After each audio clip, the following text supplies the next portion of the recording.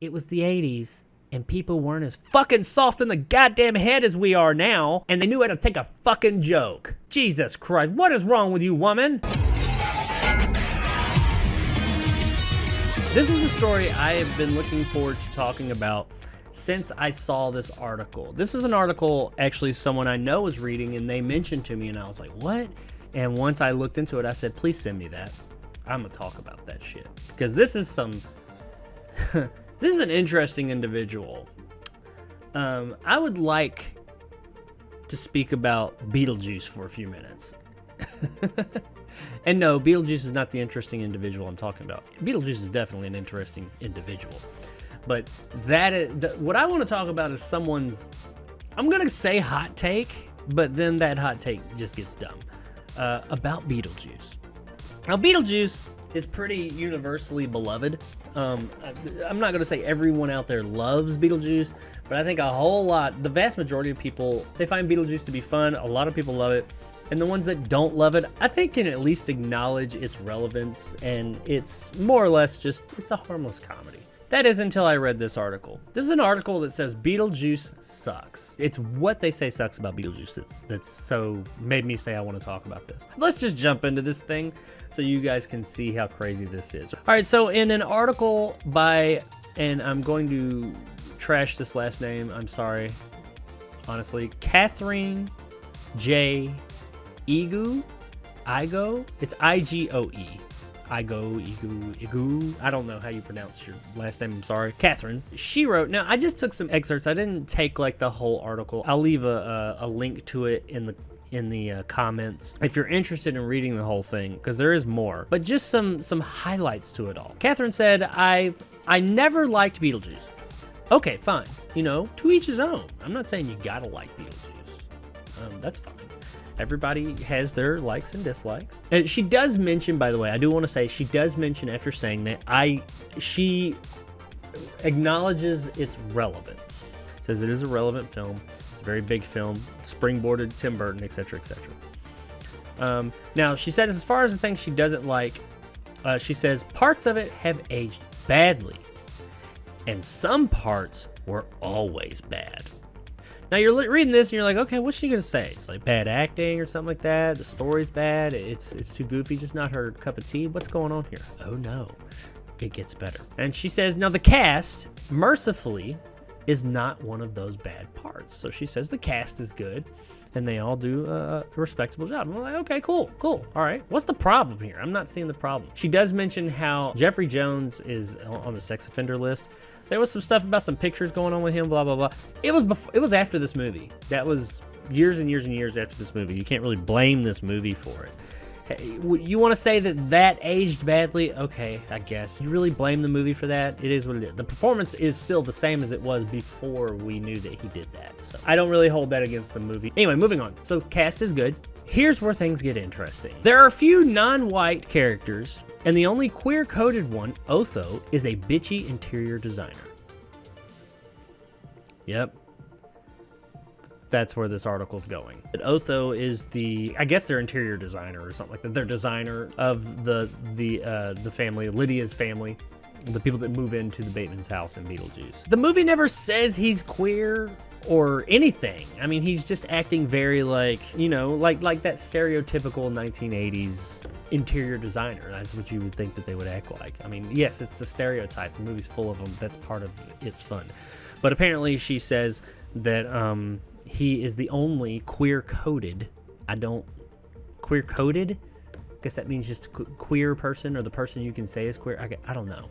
One in the movie. Why does that fucking matter? What if he wasn't? What if he was straight-coded? Would it matter then that there was no one in the movie that was... What do you mean queer-coded? Are you saying the only person who is queer or the only person who comes across as queer? At that point, you're saying that you can identify queer people just by looking at them? Are you fucking kidding me? I've known tons of gay people throughout my life that you couldn't tell unless they told you, hey, at night I like sleeping with someone who's the same sex as me. That's really fucking bullshit that you're going to sit there and act as if all gay people, you can just tell, like you have gaydar and all that shit. I mean, come on, that's a joke, yeah, but you can't, no, okay, there are some flamboyantly gay people, that sure you can look at, but you can't even make that assumption really. There's been people I've known, according to what they say at least, that you would say, yeah, they're gay, and then just hearing them talk and the way they act, but then they tell you, no, I'm not, I'm straight. They're just more effeminate, and it's usually males. Or even women that are just kind of quote-unquote butch. That doesn't mean they're gay. Some cases they are. But to sit here and say that all gay people, you can tell because that's queer-coded? I mean, how are you know Otho's gay in this movie? You don't know that. He's a fucking character, first of all. It never comes up, so no, he's not gay or straight. He's just a fucking character. But the implication with your wording here is saying that you can tell someone's sexuality just by talking to them or just by like seeing. No. I didn't think that was the world we lived in. I mean, I think that was part of that whole thing about all the snowflake shit is that, oh, don't do that. Don't like assume things about people, but whatever. You're assuming Otho's gay. We'll roll with it. Also, to punish Otho, because in the end of the film, Beetlejuice starts attacking the characters in the film, the living characters, because Beetlejuice is a ghost. To punish Otho, Beetlejuice dresses him in a powder blue suit. Everyone else gets physically harmed or killed, but obviously for Otho, bad fashion is a fate worse than death. This is not a comedy article. I'm fucking serious. This is what the person wrote. This is one of the reasons the movie's bad. Are you fucking kidding me? Yes, for that character, it is a fate worse than death because he's a, like, so far stuck up his fucking ass fashion designer. It has nothing to do with his sexuality. He put him in a fucking bad suit. For Otho, that character, yes, that's the fucking joke. That, oh, I'm in this blue suit, oh my god. It's supposed to be funny. It has abso-fucking-lutely nothing to do with his sexuality. Moving on, though. The subtext that if you die by suicide, you become a civil servant is apparently a bad thing in the film. It's a fucking joke. Are you kidding? That is one of the jokes. That when you commit suicide, you were a civil servant there in the afterlife. Jesus Christ. What would you have rather them say? You want them to go by what the Bible says? If you commit suicide, you go to fucking hell? I mean, would that make you happy? Or is it just you commit suicide? What are you wanting here? I don't understand. What would you rather? What would you rather them say here? It's a fucking joke. It's a... Whew! All right, moving on. Teenage Lydia, Winona Ryder, begins to experience actual suicidal ideation. And it's glossed over, easily resolved with a single encouraging conversation. Seriously? Yes. Her character is supposed to be all like emo before emo was a thing. And she's all, that's why she sees the dead and she's all like, oh, this is emo, terrible, death. That's part of her character. That's part of the joke. Yes, she does want to die at one point in the film because that's what she's seeing these dead characters, and they do come out and they do have a conversation with her about how no, you don't want to do that, and then she doesn't anymore. Yeah, lots of things are resolved like that in films because they're hour-and-a-half long fucking movies. And while I understand if this was a real condition with a teenager in real life, it wouldn't be settled with a conversation. It would probably take years of therapy and all that, but it's a fucking movie that doesn't last years and years. It's a movie that is an hour-and-a-half long over the course of like a few days. Well, depending on, there is a time jump at one point, but you get what I'm saying. And let's not forget, it's a fucking comedy. A screwball fucking comedy about ghosts, ghouls, some guy that you gotta say his fucking weird ass name 3 times for him to come and exorcise real people. They have a goddamn book in the thing teaching you how to be dead. Seriously? This is the hill you want to die on. This is where you want to go. You wrote an official article on an official news website about this. Let that sink in. Moving on though, because there is more. Beetlejuice is an actual sexual predator, far past the point of simply indicating that he's a bad guy. He assaults Barbara Maitland, Gina Davis's character, when he meets her. In fact, he's gleefully can't talk. Every time he meets a woman, living or dead, he hits on and tries to marry Lydia, who's a teenager. Get the fuck out of here. What are you talking? Come on. It is never... Yes, her character is a teenager. And I guess he's an adult, but he's like hundreds of fucking years old and a ghost. It is never once made to be weird like that. You made it weird like that. It's goofy. He needs to marry a person so he can come out into the world. I can't remember the exact. Those are the rules in the end of the movie. That's what he tells her. I've got to get married so I can get out of here. So you say you'll marry me and I'll get rid of these people. That's the deal. Yes, he's a fucking horn dog. That's his character. He's despicable. He's always like grabbing up on women and doing all that stuff. That's his character. It's funny. It's okay for Despicable Behavior to be funny within that type of context. The movie is not okaying that type of behavior. The movie is looking at an exaggerated version of this behavior so that we can laugh at it, because it is so exaggerated that we know this isn't serious. This is not a real thing. I mean, beyond the fact that it's a fucking ghost in a goddamn movie doing it, it's not a serious thing, so we can laugh at it. If it was like a stone cold fucking drama and these things were happening, no, probably wouldn't be laughing at it, because it would be much more serious, much more closer to home. This is a goddamn movie about a fucking 100-year-old ghost who exorcises people, that lives in a fucking model in the attic of some dead people. Are you fucking kidding me? Now, those are the bad parts about the movie, apparently. Now let's talk about her feelings on it. While it might seem clever and satirical to the adult viewer, it is alarming to show someone too young to know better. I just want to point out that I saw this movie in theaters. It came out in 1988 or 87, one of those. So I would have been between 7 and 9 when it came out, depending on what part of the year. Let's go with 8. Let's say 8. I was 8 years old when I saw this fucking movie. I remember vividly seeing it because I loved this movie and I loved it for years. Because she said that that you would show a younger viewer this is appalling.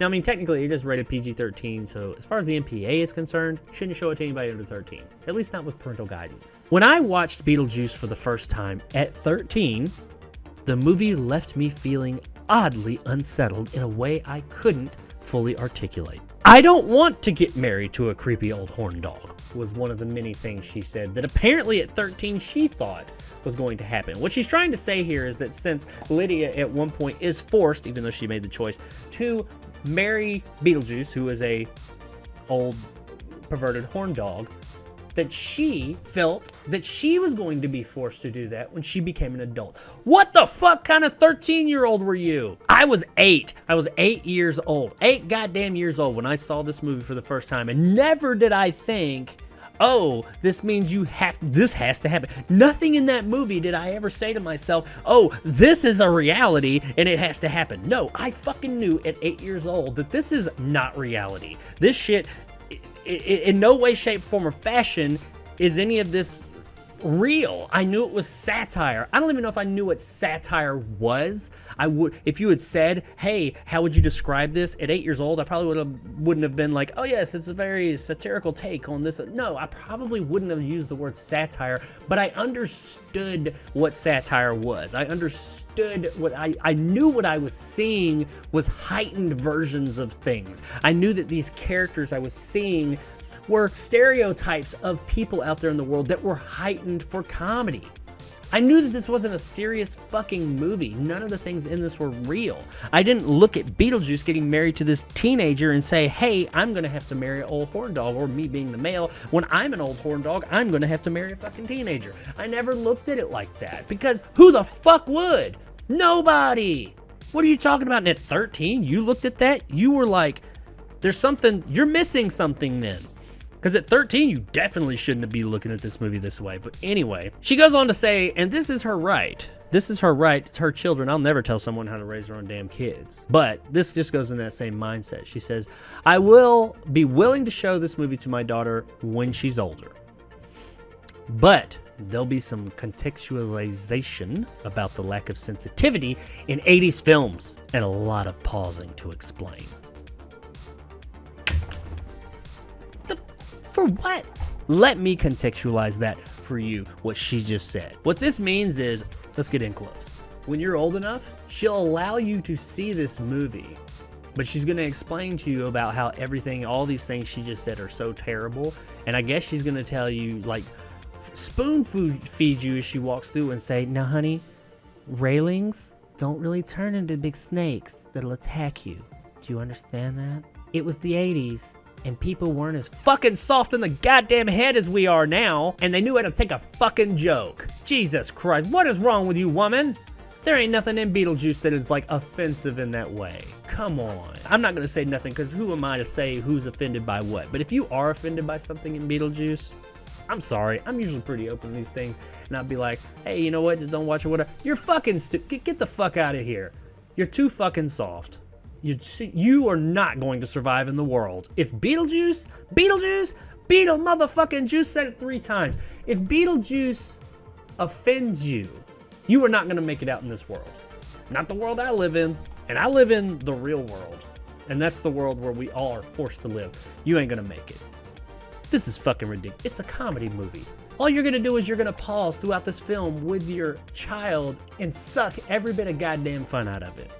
So yeah, they're not going to want to watch this movie at all. Because they're going to be like, that movie sucks. Because everything was sucked the fuck out of it by you. Man, this is what kills me about nowadays. People take just simple pleasures in life. These fun things. Beetlejuice is just a fun, harmless goddamn movie. Pretty much beloved by all. If you say I don't like it because it just doesn't click with me and I don't care for the character, the movie, the story, I'm cool with that. I ain't gonna tell you you're wrong. Because there's no movie out there, including Beetlejuice, that satisfies every single person in the world. But to give the movie shit over this stuff, get your 2022 bullshit out of my 80s movie. Now, I do understand there are some 80s movies you can look back at and say, woo, that would never happen nowadays. And some of it is rough. But Beetlejuice ain't the one.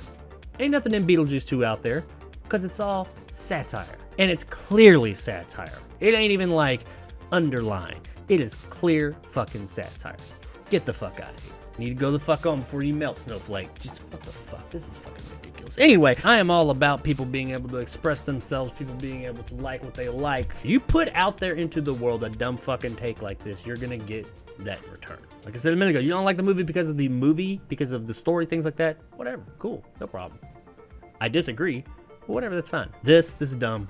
I'm gonna call you on it. But let me know in the comments below if I'm wrong, in your opinion, rather. If you think that, no, Beetlejuice is highly offensive. They should edit it down. Whatever, I don't know. If you think that these things that she mentioned are that terrible, just let me know in the comments if there truly is something in this movie that is truly that offensive. And maybe I'm just not seeing it. It's a possibility, I don't know.